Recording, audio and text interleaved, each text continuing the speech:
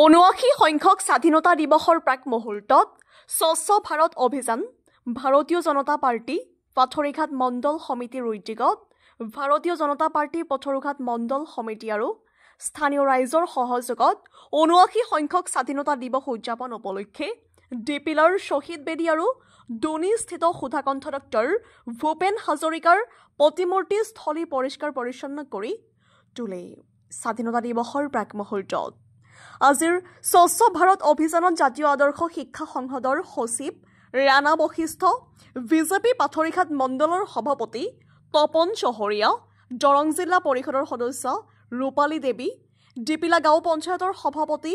গজেন্দ্ৰ কলিতাসহ ভালে কেইবাগৰাকী পঞ্চায়ত প্ৰতিনিধি আৰু বিজেপি দলৰ কাৰ্যকৰ্তাই হাতে কামে লাগি স্বচ্ছ ভাৰত অভিযানত অংশগ্ৰহণ কৰে। News desk report, Republic Assam. जय वंदे भारत माता की जय, भारत माता की जय।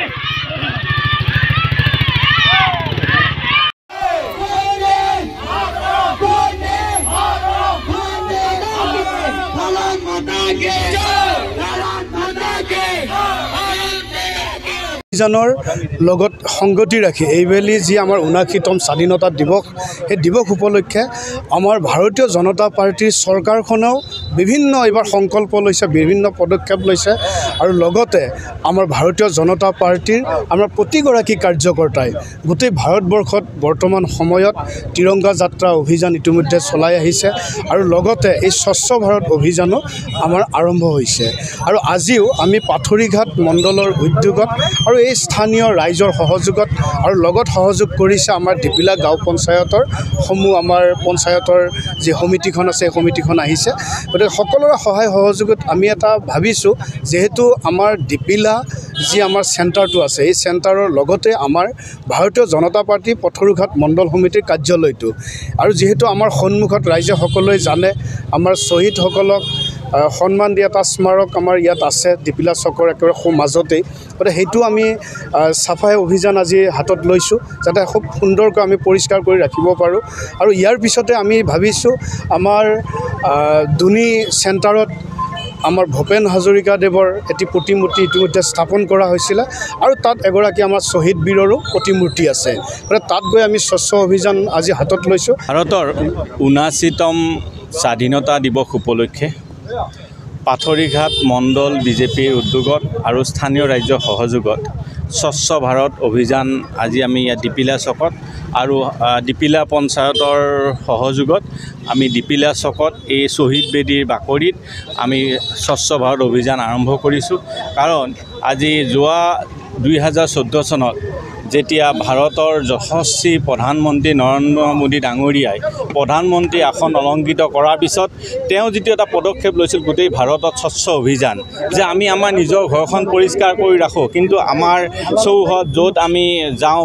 সামূহিক স্থান, যিবিলাক ৰাজহুৱা স্থান আছে, সেইবিলাকতো যাতে আমি পৰিষ্কাৰ পৰিচ্ছন্ন কৰি ৰাখোঁ, এইটো তেওঁ এটা গোটেই ৰাষ্ট্ৰজুৰি এটা তেওঁ আন্দোলন গঢ় লৈ উঠিছিল। সেই আন্দোলনৰ ফলস্বৰূপে আজিকালি আপোনালোকে দেখিছে যিবিলাক কৰজ্যময় ঠাই আছিল আগতে, সেই চহৰবিলাকো এতিয়া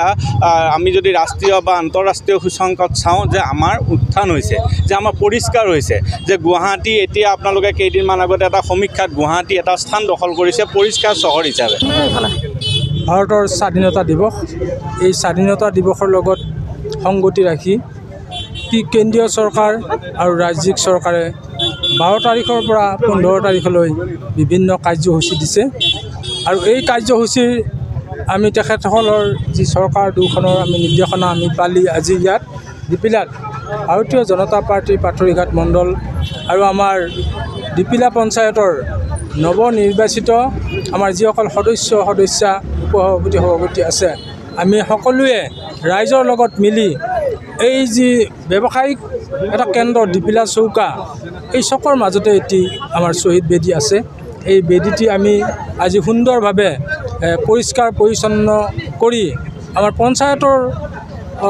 চৰকাৰে দিয়া যিখন গাড়ী আছিলে, গাড়ীখনেৰে আমি ইয়াৰ যি অপৰিষ্কাৰ সামগ্ৰীবিলাক আমি দূৰলৈ কঢ়িয়াই নি আমি পেলাই দিয়াৰ ব্যৱস্থা কৰিছোঁ। যিকোনো খবৰ আৰু বিজ্ঞাপনৰ বাবে যোগাযোগ কৰক 7896121996। লগতে 7002537271 আৰু 9854011916